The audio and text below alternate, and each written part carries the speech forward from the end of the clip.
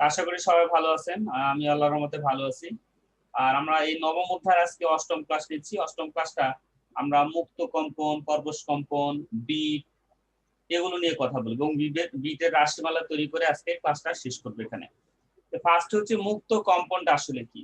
মুক্ত কম্পন হচ্ছে যে কোনো বস্তু, যে আকারই হোক, গঠন আকৃতি, যে ধরনের বস্তু হোক না কেন, তাদের নিজস্ব কিন্তু কম্পাঙ্ক থাকে, নিজস্ব একটা কম্পাঙ্কে কম্পিত হতে থাকে।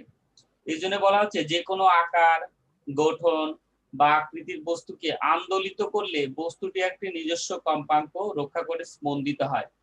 এই স্পন্দনকে বলা হয় মুক্ত কম্পন। এবং যেরকম সূর্যলাকার কম্পন, অথবা তোমরা বাসা বাড়িতে যে কোনো হাড়ি পাতিল যাই হোক না কেন, তাতে কোনো কিছুতে আঘাত করলে যে কম্পাঙ্কে কম্পিত হয় সেটা বলা হয় মুক্ত কম্পন। এটা বস্তুর নিজস্ব কম্পন, বস্তুর নিজস্ব কম্পন, অর্থাৎ এটা বাড়ি দিয়ে বা আঘাত করলে এই কম্পাঙ্কে সাধারণত কম্পিত হতে থাকবে। তোমরা টিউনিং ফর্ক বা সূর্যলাকা হয়তো ল্যাবে দেখছো। এই সূর্যলাকা আসলে বাড়ি দিয়ে কিন্তু এই ধরনের আমরা কম্পনটা শুনতে পাই। আমরা এই মুক্ত কম্পন সম্পর্কে জানলাম।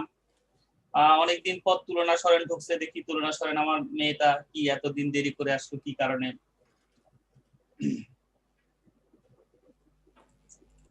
হ্যাঁ বাবা, তুলনা সরেন এতদিন পরে কেন বাবা? মাঝে মাঝে মিস করতেছো যে। ইসি বাবা,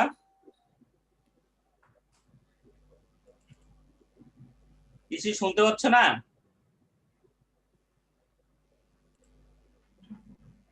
আসলে নেটের খুব ঝামেলা। আমরা দেখি যদি এটাতে না হয় গুগল মিটে ঢুকবো সামনের দিন থেকে। যদি এখানে সমস্যা হয় গুগল মিটেও ঢোকা যায় এবং অতি গুগল মিটে একটু সহজে ক্লাস নেওয়া যায়। হয়তো শুনতে পাচ্ছে না ইসি।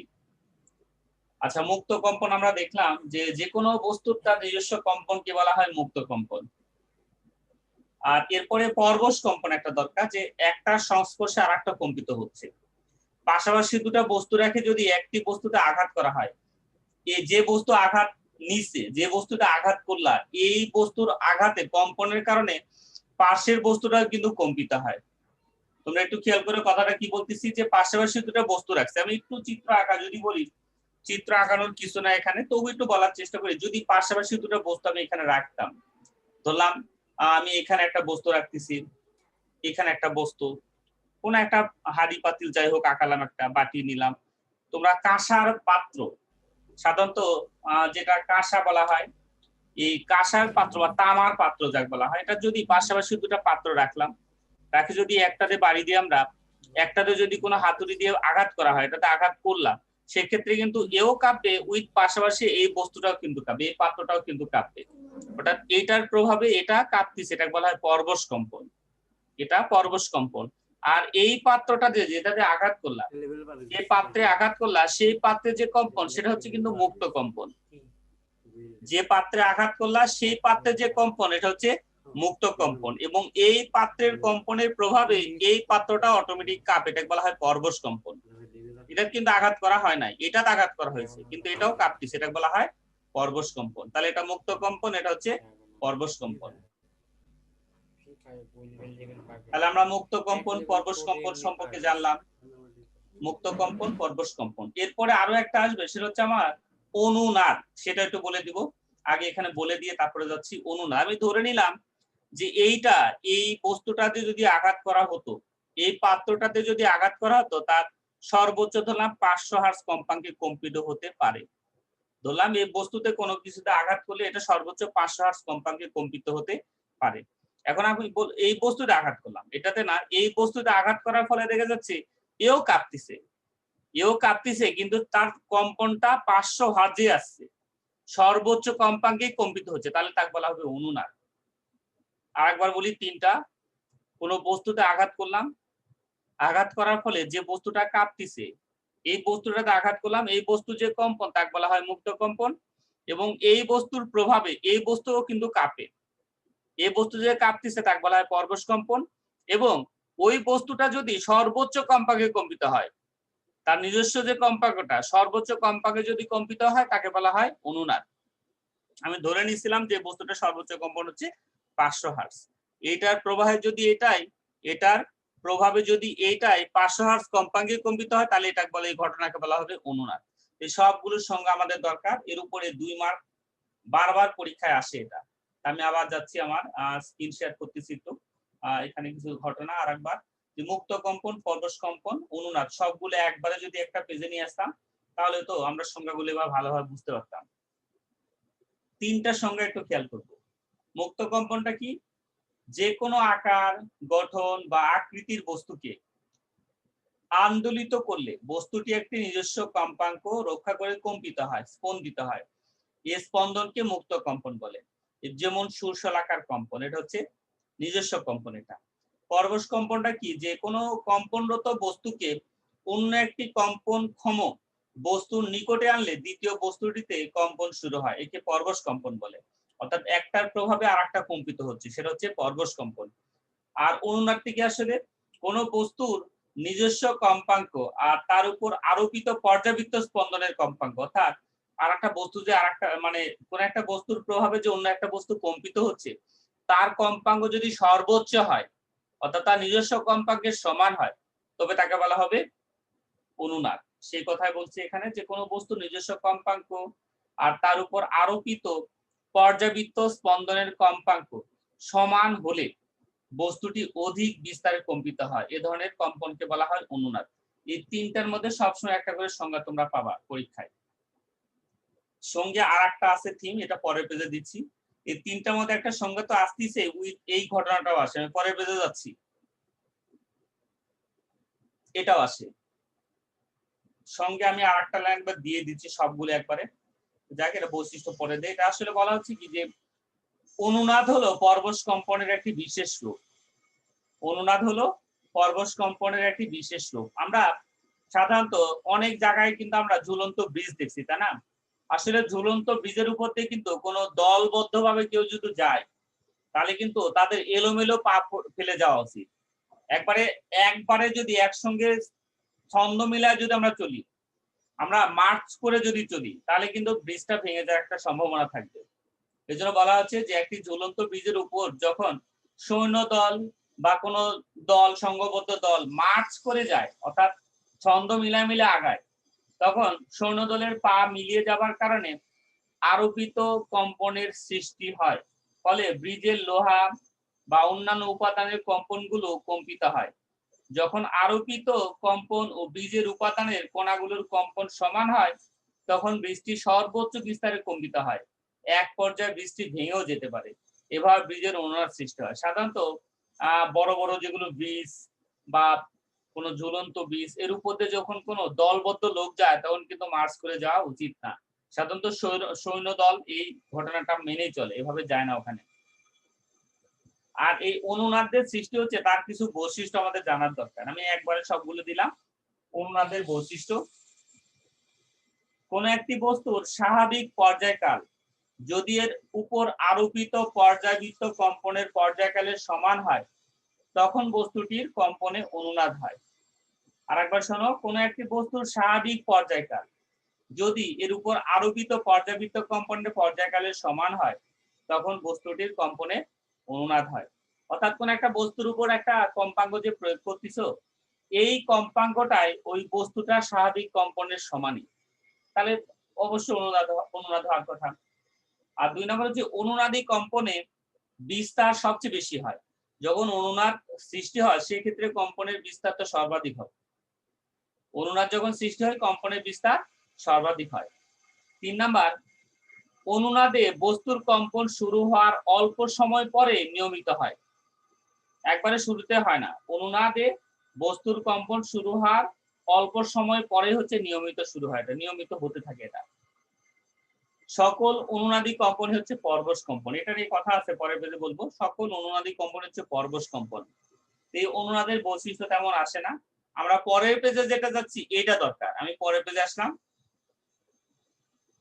এটা বারবার তোমরা পাবা, যে সব অনুনাদি আরোপিত কম্পন, কিন্তু সব আরোপিত কম্পন অনুনাদ নয়। সব অনুনাদি আরোপিত কম্পন, কিন্তু সব আরোপিত কম্পন অনুনাদ নয়। আমার এখানে কথাগুলো একটু ভালো করে খেয়াল করবা, যে কথাগুলো বলা হচ্ছে, যে কোনো কম্পনরত বস্তুকে অন্য একটি কম্পনক্ষম বস্তুর নিকটে আনলে দ্বিতীয় বস্তুটিতে কম্পন শুরু হয়। একে পরবশ কম্পন বা আরোপিত কম্পন বলে। আবার কোন বস্তুর নিজস্ব কম্পাঙ্ক তার উপর আরোপিত পর্যাবৃত্ত স্পন্দনের কম্পাঙ্ক সমান হলে বস্তুটি অধিক বিস্তারে কম্পিত হয়, এ ধরনের কম্পনকে অনুনাদ বলে। তাহলে আমরা যে ধরনের কম্পাঙ্কই কোন একটা বস্তুতে আঘাত করতেছি কিন্তু সেটা সর্বোচ্চ বিস্তারে কম্পিত হচ্ছে না, সেটা কিন্তু অনুনাদ না, সেটা হচ্ছে পরবশ কম্পন। সর্বোচ্চ বিস্তারে যদি কম্পিত হয় তাকে বলা হবে অনুনাদ। তো ওই কথা একটু সাজায় গোছায় যদি তোমরা লিখতে পারো তাহলে এখানে 2 মার্ক। এটা বারবারের পরীক্ষা আসে। এর সঙ্গে আরেকটা এই অধ্যায়েরই আছে আরেকটা তথ্য আছে এরকমই একটা কথা। এই দুইটার মধ্যে যে কোনো একটা বারবার পাবাই তোমরা ইনশাআল্লাহ। তাহলে অনুনাদ হলো পরবশ কম্পনের একটি বিশেষ রূপ। কাজে সব অনুনাদই আরোপিত কম্পন, কিন্তু সব আরোপিত কম্পন অনুনাদ নয়। আরোপিত কম্পন তখনই অনুনাদে রূপান্তরিত হবে যদি সর্বোচ্চ বিস্তারে কম্পিত হয়। এমনি যে কোনো শব্দ প্রয়োগ করতেছো এটা একটার প্রভাব আর একটা কম্পিত হবেই, তা বলা হবে আরোপিত কম্পন। কিন্তু সর্বোচ্চ কম্পাঙ্কে যদি বিস্তার হয় তাকে বলা হবে অনুনাদ, তাকে বলা হবে অনুনাদ। এই কথাটা এগুলো ভালো করে একটু মনে রাখবা, পড়বা, বই হতে এসেও সুন্দর করে দেওয়া আছে, একটু বলার চেষ্টা দেখবা। আমরা পরের পেজে যাচ্ছি, এই পেজের কাজ শেষ। এরপর আমরা বিট নিয়ে কথা বলবো। আগে তীব্রতার দরকার আমার, শব্দের তীব্রতা। শব্দের তীব্রতা আসলে কি, যে শব্দ সঞ্চালনের অভিমুখে লম্বভাবে অবস্থিত কোন বস্তুর একক ক্ষেত্রফলের মধ্য দিয়ে প্রতি সেকেন্ডে যে শব্দ শক্তি প্রবাহিত হয় তাকে শব্দের তীব্রতা বলে। শব্দ সঞ্চালনের অভিমুখে লম্বভাবে অবস্থিত কোন বস্তুর একক ক্ষেত্রফলের মধ্য দিয়ে প্রতি সেকেন্ডে যে শব্দ শক্তি প্রবাহিত হয় তাকে বলা হয় শব্দের তীব্রতা। আমরা এটার ইকুয়েশন প্রমাণ করছি, অন্য কোন ক্লাসে করছি, এই অধ্যায়েরই কোন ক্লাসে একটা করছি আমরা, প্রমাণটা মনে নাই কোন ক্লাসে। এর উপর ভিত্তি করে তথ্যগুলো আমি দিয়ে দিছিলাম যে শব্দের তীব্রতা নিম্নোক্ত বিষয়গুলোর উপর নির্ভর করে। এক নম্বর হচ্ছে শব্দের তীব্রতা তরঙ্গের বিস্তারের সমানুপাতিক হয়, বর্গের সমানুপাতিক হয়, আই সমানুপাতিক এ স্কয়ার। উৎসের আকার যত বড় হয় শব্দের তীব্রতাও তত বেশি হয়। 3 নাম্বার শব্দের তীব্রতা উৎস হতে দূরত্বের বর্গের ব্যস্তানুপাতিক হয়। শব্দের তীব্রতা আই উৎস হতে দূরত্বের বর্গের ব্যস্তানুপাতিক হয়। আর মাধ্যমের ঘনত্ব যত বেশি হবে শব্দের তীব্রতাও তত বেশি হবে। মাধ্যমের বেগের দিকে শব্দ তরঙ্গ সঞ্চালিত হলে শব্দের তীব্রতা বেড়ে যায়, আর যদি বিপরীত দিকে সঞ্চালিত হয় তীব্রতা কমে যায়। এই তথ্যগুলো একটু মনে রাখবা, কারণ এগুলো 2 মার্কের জন্য আসে। আমরা পরের পেজে একটা প্রমাণ করব। পরের পেজে আমরা প্রমাণে যাচ্ছি। এই তীব্রতার একটা রাশিমালা দরকার, তীব্রতার রাশিমালা দরকার। আমরা প্রমাণ তীব্রতা নিয়ে আগে কথা বলি, তারপরে রাশিমালাতে ঢুকবো। প্রমাণ তীব্রতা আসলে কি, যে 1000 হার্টজ কম্পাঙ্ক বিশিষ্ট 1000 হার্টজ কম্পাঙ্ক বিশিষ্ট এবং 10⁻⁻12 ওয়াট পার মিটার স্কয়ার তীব্রতাকে প্রমাণ তীব্রতা ধরা হয়। এটা ধরে নেওয়া হয়েছে, এটা হিসাবের সুবিধার্থে আমরা এটা ধরে নিয়েছি, বিজ্ঞানের এটা ধরে নিয়ে আগাইছি যে 1000 হার্টজ কম্পাঙ্ক বিশিষ্ট এবং 10⁻⁻12 ওয়াট পার মিটার স্কয়ার তীব্রতাকে প্রমাণ তীব্রতা বলা হয়। একে আই নট দ্বারা প্রকাশ করা হয়, একে আই নট দ্বারা প্রকাশ করা হয়। এরপরে রাশিমালা দরকার, তীব্রতা লেভেলের যেটা রাশিমালা সেটা আসবো আমরা। বিজ্ঞানী একটা বিজ্ঞানী প্রমাণ করছে এটা, এই রাশিমালাটা, তার নাম হচ্ছে ফোসনার। আমি পরে আসতেছি এটাতে। কোন শব্দের তীব্রতা এবং প্রমাণ তীব্রতার অনুপাতের লগারিদমকে ওই শব্দের তীব্রতা লেভেল বলে। কোন শব্দের তীব্রতা এবং প্রমাণ তীব্রতার অনুপাতের লগারিদমকে ওই শব্দের তীব্রতা লেভেল বলে। এভাবে যদি নিয়ে আসি যে বিজ্ঞানী ফেসনার এর মতে শব্দ উচ্চতার অনুভূতি এল এর তীব্রতা আই এর লগ মানের অনুপাতে বৃদ্ধি পায়। অর্থাৎ আমরা এভাবে লিখবো, একটু মনে রাখার দরকার, একটু ঝামেলাপূর্ণ একটা ইকুয়েশন। বিজ্ঞানী ফেসনারের মতে শব্দ উচ্চতার অনুভূতি এল এর তীব্রতা আই এর লগের মানের সাথে নিম্নোক্ত ভাবে বৃদ্ধি পায় এরকম। অর্থাৎ এল সমানুপাতিক লগ আই, এল সমানুপাতিক লগ আই। তোমরা একটু খেয়াল করবা, লগ আর লন কিন্তু আলাদা, লগ আর লন কিন্তু আলাদা। লনের বেজ হয় কি ই, লনের বেজ হয় ই, আর লগের বেজ হয় কিন্তু 10। লগের বেজ কিন্তু 10 হয়, লগ হচ্ছে 10 বেজ আর লন হচ্ছে ই বেজ। আমরা এটা যদি সমানুপাতিক সাইন উঠাই দেই, যদি সমানুপাতিক সাইন উঠাই দেই তাহলে এটা লিখতে পারবো আমরা। সমানুপাতিক দিয়ে এটা নিলাম, a log i নিলাম। এরপরে রাশিমালাতে আসতেছি আমরা। এরপরে রাশিমালাতে আসতেছি, এটা যে ধরি প্রমাণ তীব্রতা হচ্ছে i নট এবং অপর একটি তীব্রতা হচ্ছে i বিশিষ্ট দুটি শব্দের তরঙ্গের শব্দ উচ্চতার যথাক্রমে একটা হচ্ছে এল নট আর একটা হচ্ছে এল। পার্থক্য আমার দরকার, পার্থক্য নিলাম। তীব্রতা লেভেলের পার্থক্য বা শব্দ উচ্চতার পার্থক্য দুটা বিয়োগ করব আমরা, দুটা বিয়োগ করব। অর্থাৎ এল নট মাইনাস এল এটা বিটা দ্বারা প্রকাশ করা হয়। এল নট মাইনাস এল এটা বিটা দ্বারা প্রকাশ করা হয়। এল নটের মান বসা দিলাম, সরি এল এর মান বসা দিলাম, এল এর মান হচ্ছে এটা আর এল নটের মান এটা বসা দিলাম। দু জায়গাতেই এ ছিল, এ একবারে কমন নেওয়া হয়েছে। দুই রাশিতেই এ আসার কথা, একবারে কমন নেওয়া হয়েছে। আর লগের ক্ষেত্রে আমরা জানি সাধারণত বিয়োগ হলে ভাগ হয়, লগের ক্ষেত্রে বিয়োগ হলে ভাগ হয়। কি রিবা দাও এটা দাও। ওকে, আমরা লগ বা সূচকের ক্ষেত্রে বিয়োগ হলে কিন্তু ভাগ হয়, সূচকের বিয়োগ হলে ভাগ। আমি বিয়োগ ছিল ভাগ করে একবার নিয়ে নিছি এটা। তাহলে এটাই কিন্তু একটা রাশিমালা, এটা রাশিমালা। এটা কার সাথে ডেসিবেল দ্বারা প্রকাশ করা হয় অথবা বেল দ্বারা প্রকাশ করা হয়। আমরা যদি এভাবে রাখি এটা বলা হয় বেল। আমি পরে অঙ্ক করার সময়গুলো দেখা দিব, আবার অঙ্ক করার ক্ষেত্রে রাশিমালাগুলো আবার আছে পাবো আমরা, তখন একটু ব্যাখ্যা করে দিব ডেসিবেল কখন হয় আর বেল কখন হয়। আমরা এরপরে বিট নিয়ে কথা বলবো। বিট, বিটটা কি আসলে প্রায় সমান কম্পাঙ্কের ও সমান বিস্তারের দুটি শব্দ তরঙ্গ দুটি উৎস হতে একই সময় উৎপন্ন হয়ে একই দিকে অগ্রসর হলে এদের উপরিপাতনের ফলে লব্ধি শব্দ তরঙ্গের সৃষ্টি হয়। এই লব্ধি শব্দ তরঙ্গের তীব্রতা পর্যায়ক্রমিক হ্রাস বৃদ্ধিকে বিট বলে। আমরা সাধারণত বিট ট্রেবল এগুলো জানি, কিন্তু সাধারণত যখন মিউজিক শুনি আমরা বলি যে বিটটা একটু বাড়ায় দাও বা সাউন্ড বাড়ায় দাও। বিটটা হচ্ছে ডুম ডুম করে একটা শব্দ হয়, এটা হচ্ছে বিট। আসলে কোনো সময় জোরে শব্দ হয়, কোনো সময় আস্তে শব্দ হচ্ছে, বলে বিট বলা হয়। ওইটাই সংজ্ঞাটা এভাবে লিখবা, প্রায় সমান কম্পাঙ্কের ও সমান বিস্তারের দুটি শব্দ তরঙ্গ দুটি ভিন্ন উৎস হতে উৎপন্ন হয়ে একই দিকে অগ্রসর হলে এদের উপরিপাতনের ফলে লব্ধি তরঙ্গের যে সৃষ্টি হয়, এই লব্ধি তরঙ্গের তীব্রতার পর্যায়ক্রমিক হ্রাস বৃদ্ধিকে বিট বলে। আমরা বিটের একটা রাশিমালা তৈরি করব। বিটের রাশিমালা আমরা ধরে নিব যে বিটের শব্দগুলো লাগবে না, বিট সৃষ্টিকারী শব্দ দুটি একই সময় উৎপন্ন হতে হয়, তরঙ্গ দুটির কম্পাঙ্ক ও তীব্রতা প্রায় সমান হতে হয়, লব্ধি বিস্তার সময়ের সাথে পরিবর্তিত হয়, তরঙ্গ দুটি মিলিত হবার পর তাদের মধ্যে দশা পার্থক্য সময়ের সাথে পরিবর্তিত হয়। এগুলো তেমন তো দরকার নাই, আমার সংজ্ঞাটা শুধু দরকার। সংজ্ঞাটা অবশ্যই মুখস্থ রাখবা। আমরা পরে পেয়ে যাচ্ছি, বিটের রাশিমালা প্রমাণ করবো আমি একটা। এই প্রমাণটা তোমরা এর আগে 3 বার করছো। একটা হচ্ছে স্থির তরঙ্গের রাশিমালার ক্ষেত্রে প্রমাণ করছো, আর একবার এই স্থির তরঙ্গের রাশিমালা দিয়ে নানান ধরনের অঙ্ক ছিল তোমাদের, এই অঙ্কের ক্ষেত্রে প্রমাণ করছো। এজন্য বিটের রাশিমালা ওই রকমই, শুধু একটু দেখা দেওয়ার পালা। আমি ধরে নিচ্ছি, ধরি একই বিস্তার এ এবং কম্পাঙ্কের সামান্য পার্থক্য, একটা f1 ধরলাম আর একটা f2, দুটি শব্দ তরঙ্গ একই দিকে অগ্রসর হচ্ছে।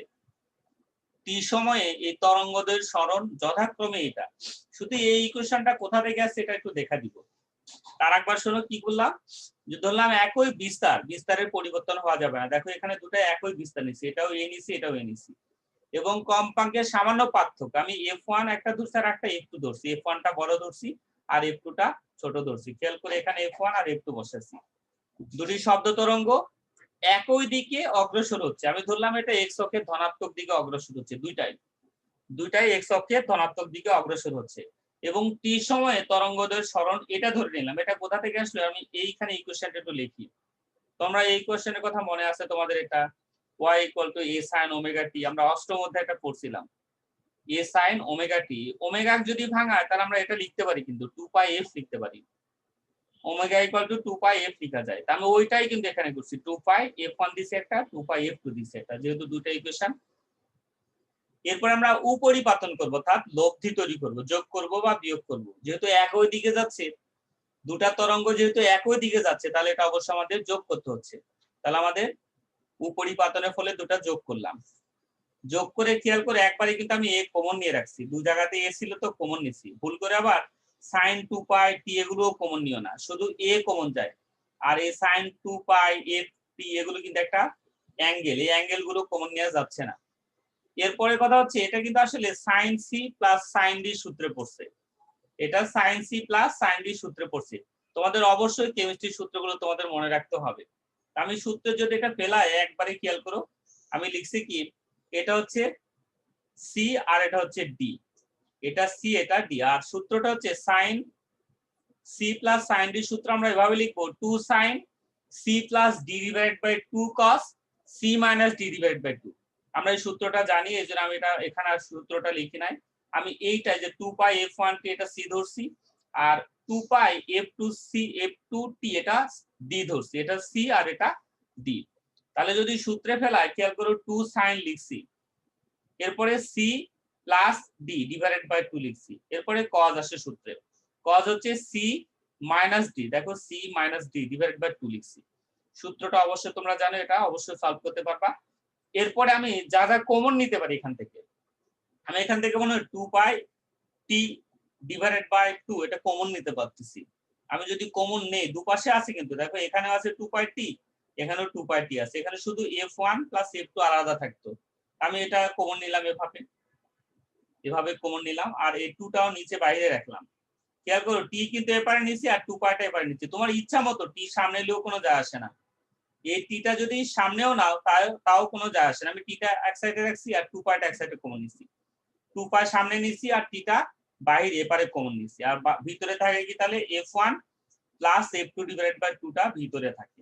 অনুরূপে এখানেও একই কাজ করছি, 2 পাইটা সামনে কমন নিছি আর এই টিটা বাইরে এপারে কমন নিছি, আর ভিতরে থাকে তাহলে হচ্ছে f1 minus f2 divided by 2 থাকে। আমি পরের পেজে করব কি, এই মাইনাস সহ যে ইকুয়েশনটা এটা বাম পাশে নিয়ে আসবো, এ পাশে নিয়ে আসবো, আর এই সাইন এই প্লাস সহ ইকুয়েশনটা ডান পাশে এপারে নিয়ে আসবো, পার করব একবারে পরের পেজে। আমি পরের পেজে আসতেছি।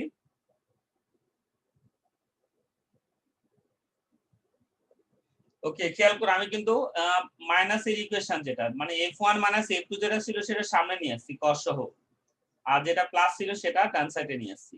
এরপরে এই যে এই পারে যেটা রাশি দেখতে পাচ্ছ 2a cos 2 pi f1 minus f2 divided by 2, এটাকে আমি বড় a দ্বারা প্রকাশ করব, এটা হচ্ছে লব্ধি বিস্তার, এটা হচ্ছে লব্ধি বিস্তার, আমি এখানে লিখে নিলাম, কোনটা কি ধরতেছি লিখে দিলাম, এই যে f1 plus f2 divided by 2 এটা আমি f দিয়ে প্রকাশ করতে পারি, তোমরা ইচ্ছা করলে এটাও রাখতে পারো, এটাও রাখতে পারো, কোনো যায় আসে না, এটাও রাখতে পারো, কিন্তু আমরা কাজে লাগাবো বলে আমি লিখে রাখতেছি এটা। আর এই পুরোটাকে আমি কি দিয়ে প্রকাশ করব, বড় এ দিয়ে প্রকাশ করব, লব্ধি বিস্তার। তাহলে ইকুয়েশনটা দাঁড়াচ্ছে কেমন এরকম, এটা হচ্ছে বিটের রাশিমালা, তোমাদের মনে রাখতে হচ্ছে এটা বিটের রাশিমালা, যেখানে হচ্ছে এ মানে কোনটা, এ হচ্ছে এইটা লব্ধি বিস্তার, আর শুধু এফ মানে কত, এফ মানে হচ্ছে এইটা। আমরা এই দুইটাই সামনের দিনে কাজে লাগায় আরো প্রমাণটা আগাবো এবং অঙ্ক করবো এগুলো দিয়ে। আমি এ পর্যন্ত আজকে রাখবো, এটা হচ্ছে বিটের রাশিমালা, তোমরা এটা একটু স্ক্রিনশট দিয়ে নাও, আর এর মধ্যে যাদের কোনো জায়গায় সমস্যা বা কোনো জায়গায় হয় নাই বা মিস করছো তারা কথা বলবা, কারো কোনো সমস্যা বা মিস করছো এরকম কেউ আছো? আমি মিস করছি। কোন পেজ বলো, পেজটা একটু দেন তো। আগের পেজ এটা, স্যার প্রথমে 3টা পেজ, ফার্স্টে আচ্ছা আমি প্রথম থেকে, জি না স্যার ফার্স্টে যে 3টা পেজ। ঠিক আছে প্রথম থেকে দিয়ে দিচ্ছি, তোমরা সবাই যার যার দরকার নিয়ে নাও, এগুলো প্রথম থেকে দিচ্ছি, ঠিক আছে স্যার, প্রথম আমি থেকে নিয়ে নাও, যার দরকার স্ক্রিনশট দিয়ে নাও। হয়েছে বাবা, পরের পেজে আসলাম। জি স্যার জান। ওকে, এটা নিয়ে নাও,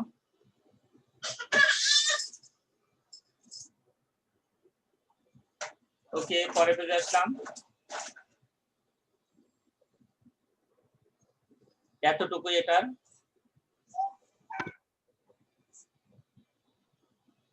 পরের পেজে আসলাম,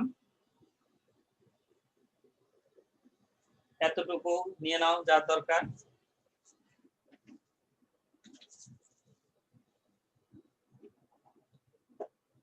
আর কারো সমস্যা? আমার এর পরের দিকটাই দিলাম। ওকে, দিলাম, পরের পেজে দিয়ে দিলাম, নিয়ে নাও।